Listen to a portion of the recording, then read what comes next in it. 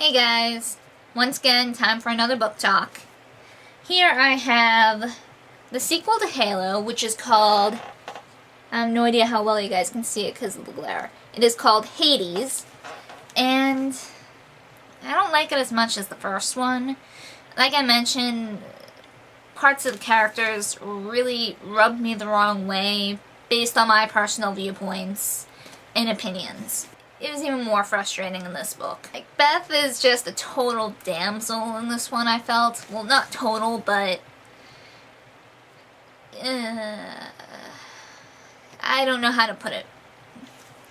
But, okay, first, this is once again told from Beth's point of view. I'm pretty sure that's how the whole trilogy is told.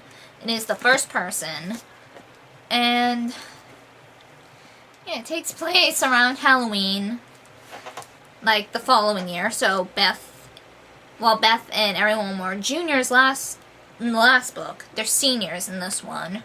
Her and Xavier have been going out still and being all mushy and coupley and a bit too clingy. She's been spending basically every free moment of her time with Xavier, which, alright, not too bad, but she's becoming too, what's the word I'm looking for? Too reliant on him, I should say, for stuff. You know, her own opinions have been changing, and her own opinions and tastes been like changing and stuff because of him, to suit him, and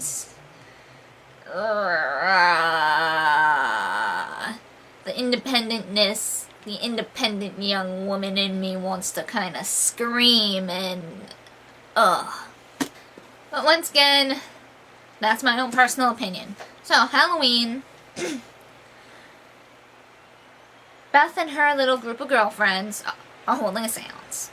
Beth does not want this, because she knows, you shouldn't fuck with that kind of stuff, especially on Halloween, because stuff could go wrong. But, her friend's like, stop being such a baby, yada yada yada, what could go wrong? Shit goes wrong. Of course. So, in the last book, I'm assuming everyone who's watching this has either read the last book, the first book, or if you're watching this after seeing my first review and just don't give a shit and don't plan on reading the series anyway, I'm assuming you don't care about spoilers, or the spoilers won't affect you, so I'm not gonna even bother. The villain from the last book, Jake Thorne, is summoned from the seance. And basically, in the last book, he was banished to hell, for those of you who do not remember or who haven't read the book and don't care. He was banished to hell by Gabriel. He is a demon. He's obsessed with Beth. He was going to try and hurt Beth. So Gabriel's like, yeah, send you to hell. Banish you. The seance brought him back. And he tricked Beth into accepting his invitation to go to hell. Like, he managed to trick her onto a motorbike that he has and drag her to hell.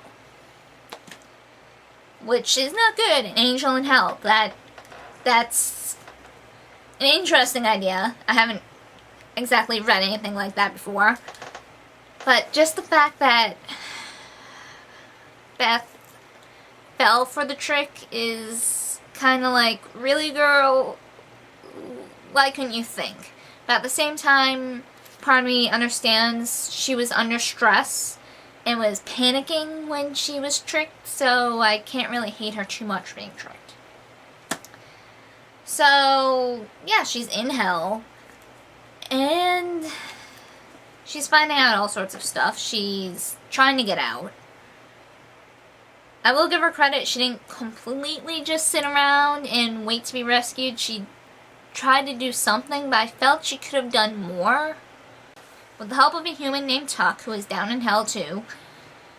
For what reason, we do not know. For sure, at least. I don't know. If it was touched upon in detail, I missed it, apparently. But he brings her to one of the 5 rivers of hell. She drinks from it, and after that she's able to, like, astral project. back up onto the surface and watch her family and Xavier and her friends. She gleaned a lot of useful information by doing that, but I felt she could have used that information better. She could have tried harder to get out of hell, or like do something to help herself. But most of the time I felt she just kind of sat around moping, whining. Once again, I'm just getting biased here. I felt like as I was reading the book, I grew more and more like bitter towards Beth. Like, really? Really? So, I'm sorry if my opinions like are exaggerated or biased because of that. Because they kind of are. I don't know. It took me forever to get through the book because I'm just like, I don't want to keep reading this. I don't.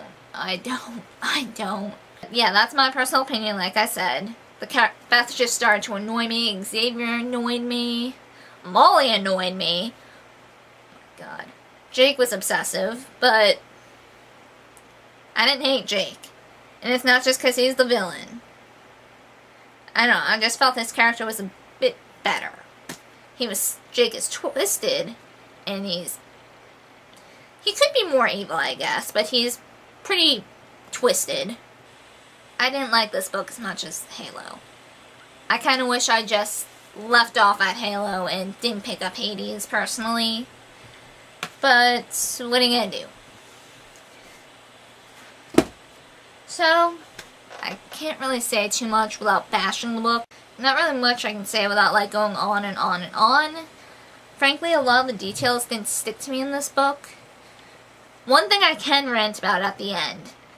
Oh my God, the end. I did not like the end.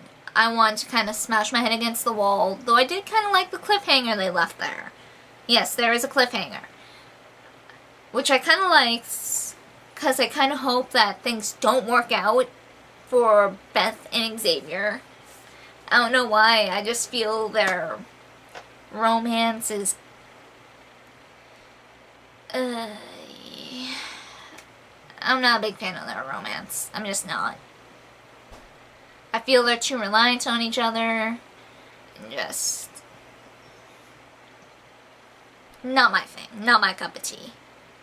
For lack of better words. So that's really all I can say, so... sorry guys.